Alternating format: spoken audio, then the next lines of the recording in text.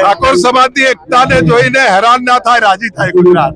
અને ઠાકોરો રાજી એટલે ગુજરાત રાજી. અમારી સાથે છે કોંગ્રેસના પૂર્વ અધ્યક્ષ જગદીશ ઠાકોર સાહેબ. સાહેબ, આટલી મોટી સંખ્યામાં સમાજ ભેગો થયો છે, સરકાર રાતોરાત બદલાઈ જવાની હોય એવું તો નથી ને? તમે સામાજિક કાર્યક્રમને જોવો, સરકાર બદલાય ના બદલાય એવા સવાલોનો જવાબ આ પ્લેટફોર્મ ઉપરથી કોઈ તમને નહીં આપે. અમે એટલા માટે કે અમે પણ હવે થોડા ભણતા કરતા હોશિયાર થયા છીએ, એટલે માત્ર સરસ્વતીની આરાધના, અડધી રાતે આઝાદી એમ અડધી રાતે ઠાકોર ભેગો થયો છે અને સરસ્વતીની શિક્ષણની વાત કરી.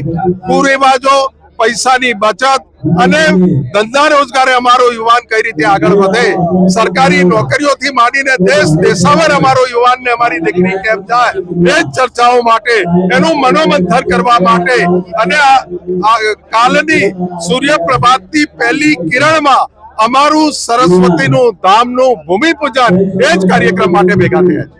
અને આજે ઠાકોર સમાજની એકતાને જોઈને આખું ગુજરાત હેરાન છે, એટલે ઠાકોર સમાજની એકતાને જોઈને હેરાન ના થાય, રાજી થાય ગુજરાત.